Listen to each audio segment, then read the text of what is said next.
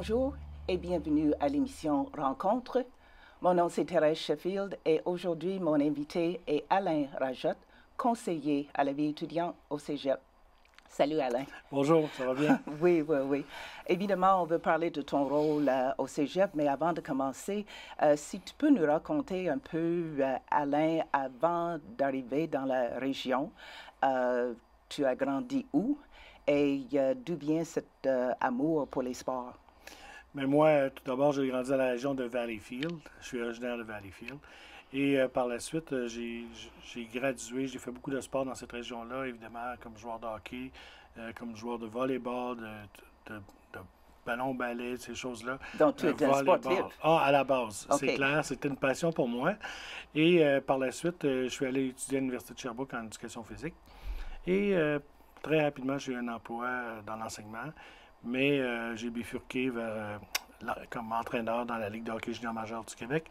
Pendant une douzaine d'années, j'ai dirigé le Collège français de Verdun, les Bisons de Granby, les Tigres de Victoriaville de 5 ans et les Saguenay de Chicoutimi.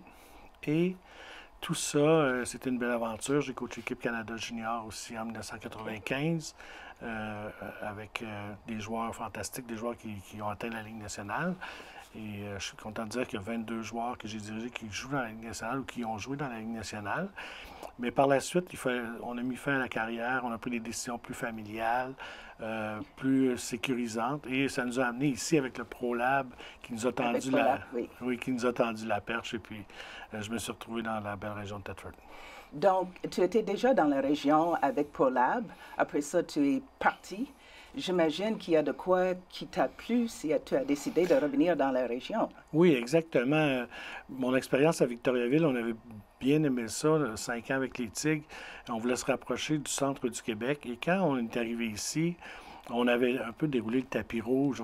On m'avait trouvé une place au lac du 8 pour que ma femme aime la région. OK. On a fait une petite opération séduction. Et par la suite, on a cherché aussi, j'avais mon diplôme en enseignement en éducation physique et on a fait le lien avec les différentes commissions scolaires et Central Quebec School Board, l'école anglaise ici, A.S. Johnson and St. Pat, avait besoin de remplacer M. Robinson à l'époque, qui prenait sa retraite. Oui. Et je me suis retrouvé enseignant et dirigeant et je dirigeais aussi l'équipe du ProLab et de la Ligue nord-américaine ici. OK. Et après ça, c'est le Cégep qui est venu te recruter. Oui. Tout ça.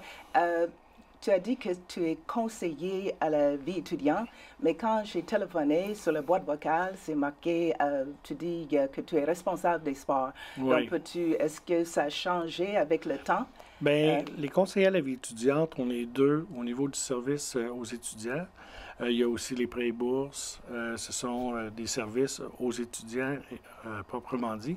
Mais moi, on est venu me chercher un peu pour ma spécialité au niveau de l'encadrement et du développement sportif.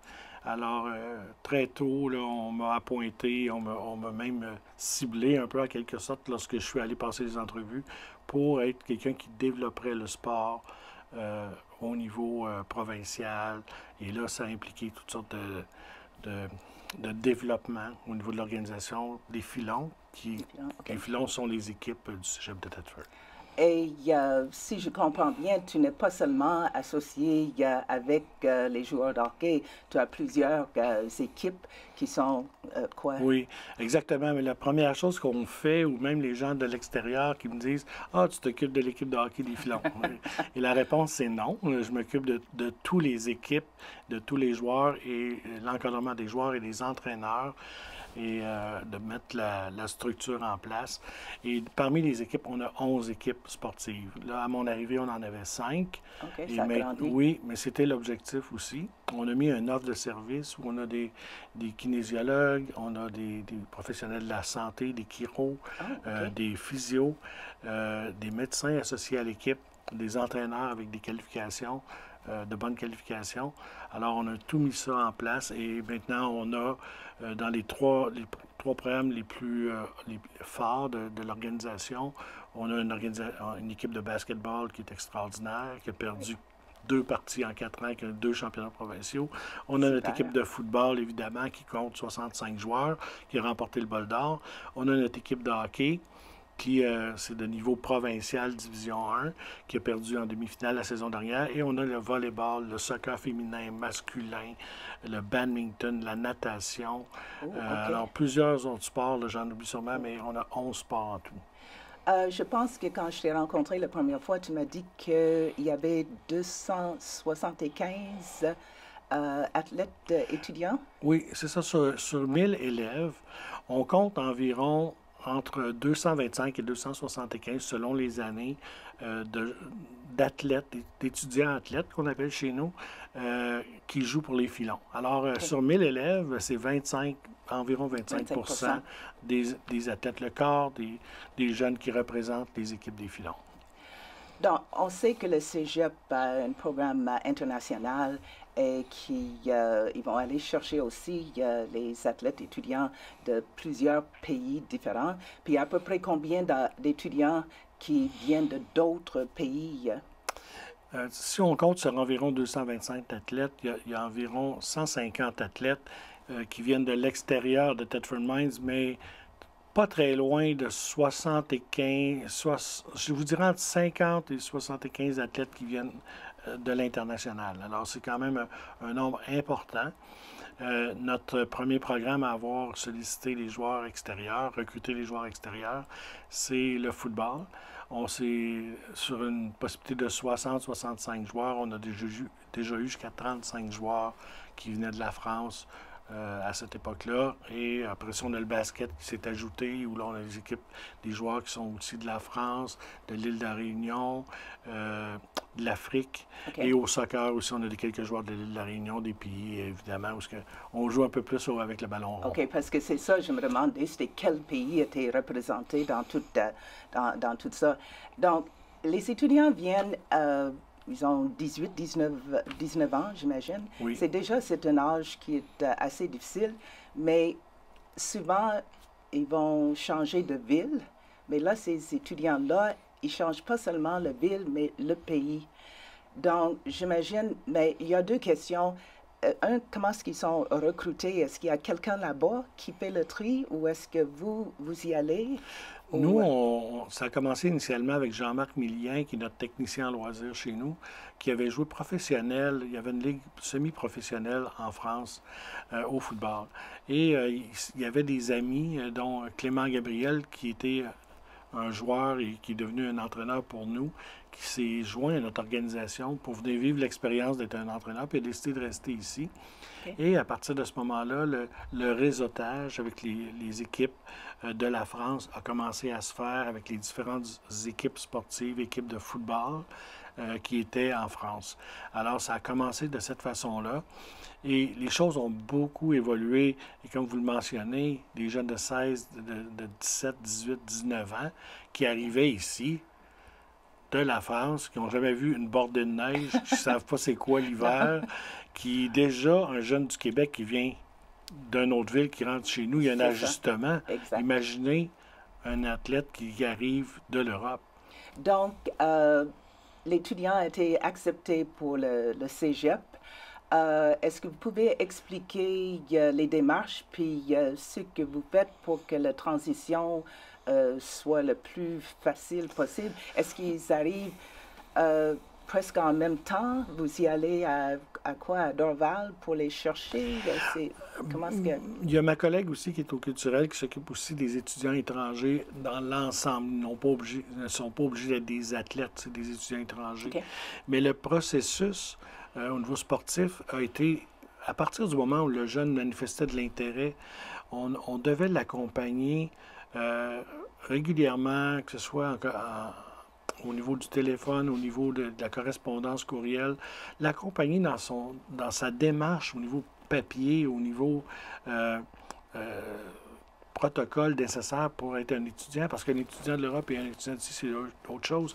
Alors, il y a cette personne-là qui était Clément Gabriel et la personne au socioculturel qui est à l'international, qui s'occupe de poursuivre la démarche qui, je pourrais dire, ça s'initie au mois de novembre, puis ça se termine au mois de mars, avril, pour pouvoir avoir les papiers nécessaires, parce que ça prend vraiment tous ces papiers-là pour être accepté avec un visa étudiant ici. Et à ce moment-là, mais l'accompagnement se fait dès ce moment-là. Déjà, OK. À partir aussi du moment où l'étudiant sait qu'il vient ici, il faut lui donner un approximatif des coûts. Oui, Comment OK. coûte une expérience d'une année au Bien cégep, sûr. une expérience sportive, une expérience en appartement ou en résidence? Et là, on part du moment où ils arrivent à l'aéroport et on articule les choses pour que la personne soit prise en charge à l'aéroport, qu'on OK, direct, il y l'amène. a quelqu'un Oui, là pour l'accueil. souvent, il va de s'il y a 10, 12 personnes à la fois qui arrivent, on essaie de, de faire que ça puisse se faire ensemble. Et on va les chercher, on les amène, on leur fait des petits déjeuners, on leur explique un peu comment ça va fonctionner au niveau, bon, ça prend aussi la carte d'assurance maladie et toutes ces Eh, mon choses-là. Dieu, c'est vrai qu'il y a Et tout à ça. on les prend le premier déjeuner, ce qui est fait par d'autres étudiants internationaux qui sont déjà ici. OK, ça, c'est une Oui. de mes questions. On Est-ce les que prend de les là et on deuxième les année, accompagne. OK, Oui. donc pour qu'ils se sentent bien. En arrivant, est-ce qu'il y en a plusieurs qui vont directement à la résidence ou est-ce qu'ils sont dirigés direct pour trouver les appartements? On les amène, souvent c'est la première expérience et la résidence, évidemment. On les amène aux résidences, au cégep, aux résidences. Et par la suite, comme je vous dis, il y a ce premier déjeuner-là, il y a une petite visite à Québec pour les papiers au niveau de l'assurance maladie, qui est la base de tout. En plus, si on est athlète, il y a des risques de blessures. Et par la suite aussi, il y a un petit magasinage ou une petite visite de la Ville de Québec. Ça fait partie des rituels année après année. Ensuite, il y a la visite des lieux ici. Ça peut être une activité au Parc Frontenac. Ça peut être la visite OK. Ça peut être la visite aussi de l'hôtel de ville, le tour finalement, le tour de toute la région. Et on va aussi, dans l'accompagnement, jusqu'à aller au Dolorama, au Walmart, pour acheter les items de base. OK. Poêles, oui. ustensiles, assiettes, mitaines, tucs, toutes Pour ces l'hiver petites qui choses-là. s'en Oui, vient, oui, oui. parce Puis il y a que- une petite liste qui est suggérée.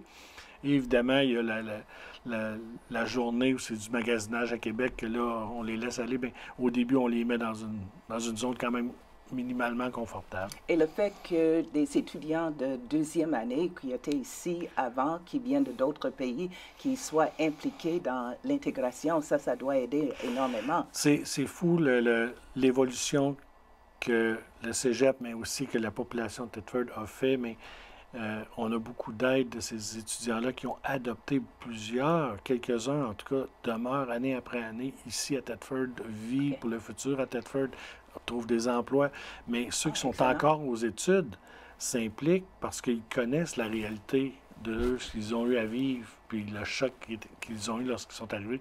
Alors eux sont vraiment très facilitants pour nous. Et c'est quoi les choses les plus difficiles? Est-ce que vous pouvez dire qu'ils ont dit, mais mon Dieu, ça c'est difficile à ajuster? Souvent, le niveau système scolaire, le mode de fonctionnement, c'est juste là-bas, au niveau des études, il y a plus de liberté, je crois, il y a moins d'encadrement, au niveau des présences au cours, tu peux préparer, en tout cas, tu as moins de présence obligatoire. Ici, c'est quand même géré d'une façon serrée. Oui, Les absences sont comptabilisées, des choses du genre. La participation active dans le cours et non pas, tu sais, quand tu viens d'une ville comme Paris, où c'est grand, où tu es incognito, lorsque tu rentres dans ton école, tu sors, tu rentres, personne ne le sait. Ici, c'est pas le cas. Non, non, non. Ça, c'est un ajustement qui est assez important. La température, évidemment, est un phénomène à considérer. De partir aussi de grandes villes et d'arriver vers une toute petite ville comme Thetford. Ça, c'est une autre réalité. Les gens, au début, posent un regard sur toi parce qu'ils savent que tu n'es pas d'ici. Mais ça, tu n'as pas besoin d'être un étranger pour ça. Quand tu arrives du Québec, de l'extérieur, on te reconnaît tout de suite comme une personne qui arrive de l'extérieur. Ça, c'est vrai. J'imagine que probablement tu as des anecdotes parce que là, oui, ils viennent de d'autres pays, mais il y a d'autres cultures et religions, j'imagine, qui sont impliquées dans Ben tout oui, ça. ben oui. Donc, avez-vous des... Mais il y a des petites choses inusitées. Tu sais, quand on fait un souper d'équipe, on comprend qu'une équipe de football, on ne commandera pas des repas exhaustifs. Ça va être de la pizza, entre autres. Non. C'est une tradition, c'est traditionnel. On va commander de la pizza. Il faut faire attention, il n'y a pas de porc, donc pas de pepperoni, Oh, OK, oui. ou des viandes, jambon et compagnie. Mais c'est des réflexes qu'au début, tu n'as pas du tout. Là. Tu commandes de la Non. pizza, c'est tout garni pour tout le monde au début quand tu n'as pas cette expérience-là ou de la viande au porc ou contenant des choses pour des gens qui ont des religions ou qui ne peuvent pas manger ces choses-là. Mais toi, tu ne fais pas attention. Puis l'intégration se fait avec des.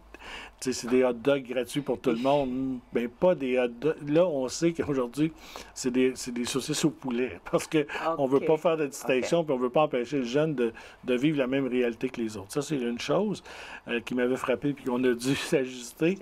L'autre chose, c'est qu'il y avait une tempête de neige, puis il fallait déblayer le terrain pour un match de football. Puis là, on fait appel à des étudiants qui ont besoin de travailler. Les étudiants étrangers en avaient plusieurs. Oui. Mais ils sont arrivés, on avait 2 heures pour déblayer le terrain de football dans son entier. Et on a sorti une vingtaine de pelles. Et là, on voit le jeune qui prend la pelle, mais il ne sait pas comment la Il tenir. ne sait pas quoi faire avec. Première chose. Deuxième chose, il n'y a pas de mitaine. Troisième chose, il n'y a pas de sucre. C'est sa première tempête de neige. J'ai jamais vu de la neige de sa vie. Fait que là, j'avais avisé l'équipe adverse. J'ai dit, écoute, on a prévu 1 heure et demie de faire le terrain, mais on va y aller pour 2 heures, 2 heures et demie. Parce que c'est une première pour ces jeunes-là de pousser la neige, de tenir la pelle, d'avoir des mitaines pour ne pas geler non plus, d'avoir des bottes, d'avoir une tuque. Fait que là, il fallait aller chercher des tuques à la dernière minute, des mitaines, montrer la technique de la pelle, pousser la neige à l'extérieur. Fait qu'on a trouvé ça très drôle. Puis on avait ça sur YouTube. Puis ma femme voulait pas que je pelle. Puis elle voyait sur YouTube, elle dit, t'es-tu en train de pelleter en plein milieu du terrain?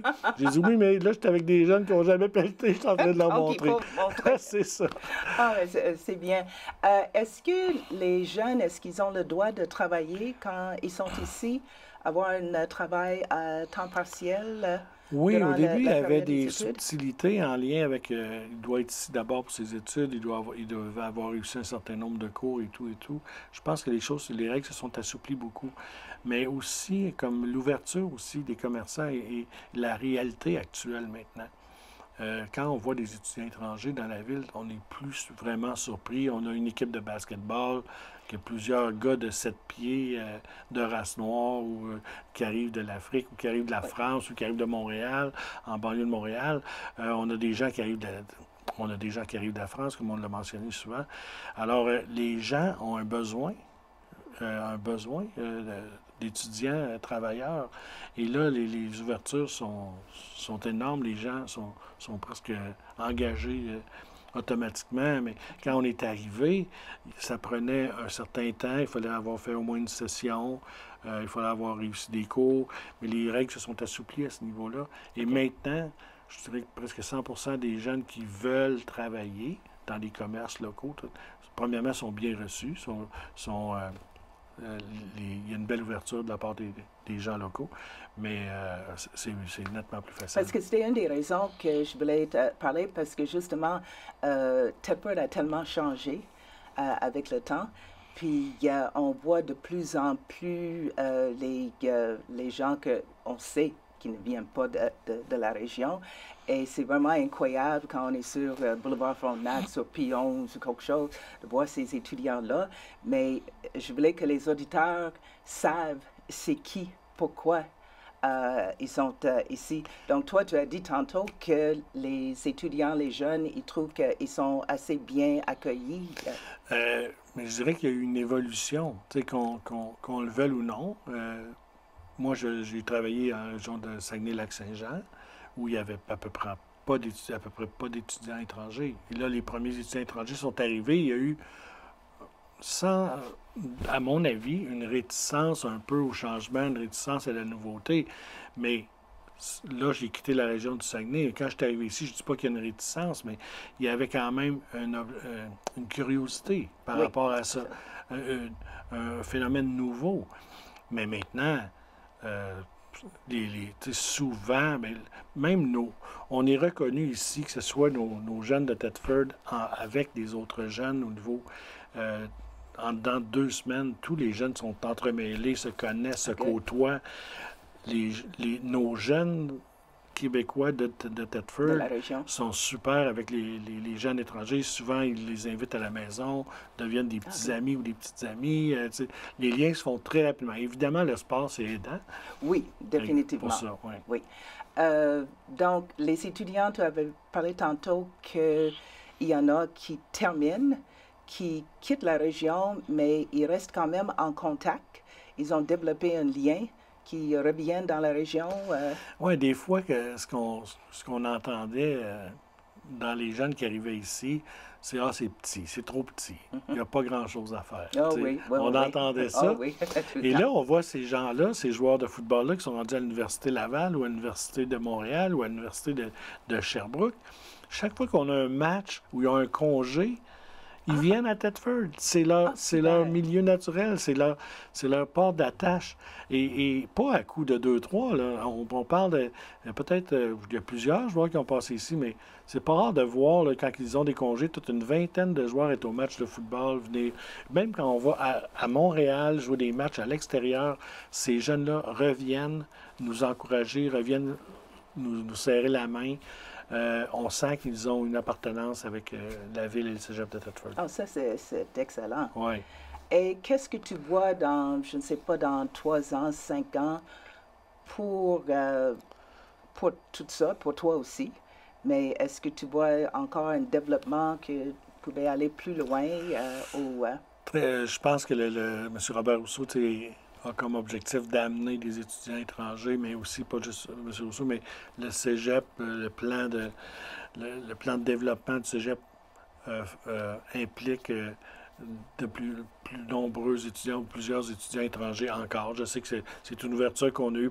On était parmi les premiers à avoir Ah oui, cette oui, oui, oui. ouverture-là. Ensuite, on était plusieurs autres Il y cégeps a d'autres cégeps qui sont sont allés embarqués. chercher des athlètes, mais aussi des étudiants étrangers. Puis là, c'est devenu plus commun.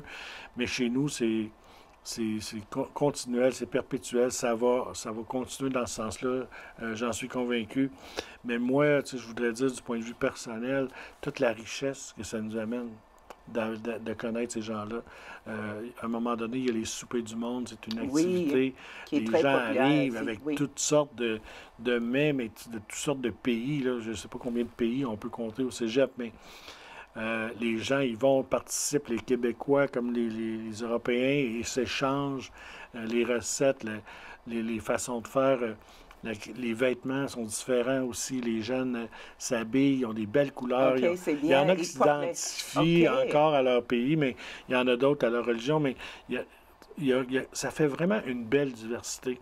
Et ça s'est toujours fait assez bien et en douceur. Et ça a évolué, puis ça continue d'évoluer. C'est ça, et avec le souper du monde aussi, comme tu as dit, mais ça ouvre à la population, puis ça donne vraiment une chance de goûter, savourer tout ce qui est nouveau. Oui, puis on parle de sport, puis de joueurs qui ont été quand même des athlètes dominants là, au niveau de l'étranger. Souvent, plusieurs athlètes ont été dominants, ont été des athlètes de l'extérieur, mais des fois, on regarde une pièce de théâtre, ou on regarde un cégep en spectacle, par exemple, OK, et oui. on voit les jeunes se produire. Ça veut dire qu'ils ont vraiment pris leur place, ou ils sont confiants, sont prêts à montrer leurs habiletés. Je me souviens, plusieurs là, au niveau des pièces de théâtre, ont eu des rôles principaux. Oh, oui. Puis les gens sont complices, les gens apprécient de voir d'autres genres d'expressions. C'est parce qu'on s'exprime différemment, on évolue Oui. de d'autres façons, et ainsi de suite. Et c'est le fun à voir. Et toi, pour toi personnellement, tu vas continuer, c'est tes plans de rester là au cégep? Oui, il me reste quelques années avant la retraite. Pas tant, mais quelques-unes. J'aimerais ça que ça continue d'évoluer comme ça l'a évolué. Je trouve que le cégep est un bel endroit, un beau catalyseur au niveau de la population. On est ouvert à l'avancement, on est ouvert à la société, on est ouvert aussi au développement. Et puis les étudiants internationaux comme Les projets aussi polluent chez nous. Puis il n'y a jamais de fin. C'est toujours celui qui va en amener un autre. Puis c'est un milieu très stimulant de travail. C'est bien. On termine, mais moi, je viens de Kansas City, c'est les Chiefs de Kansas City. Laurent, tu en es tardif. On regarde ça. Est-ce que toi, tu as une équipe professionnelle que tu aimes? Ben, au hockey, j'ai jamais préféré une équipe, à part que quand j'étais jeune, c'était les Bruins de Boston, parce qu'à l'époque, Bobby Orr et compagnie, j'aime beaucoup, je suis un amateur de football, mais pas un connaisseur, un grand connaisseur, mais les Steelers de Pittsburgh, ça reflète souvent une personnalité qu'on a ou le genre de match qu'on veut. C'est toutes des équipes un peu greedy, puis un peu avec une belle intensité et éthique de travail. Merci beaucoup, Alain. C'était très intéressant. Merci. Et ceci termine notre émission Rencontre. J'espère que vous serez avec nous autres pour une autre émission la semaine prochaine.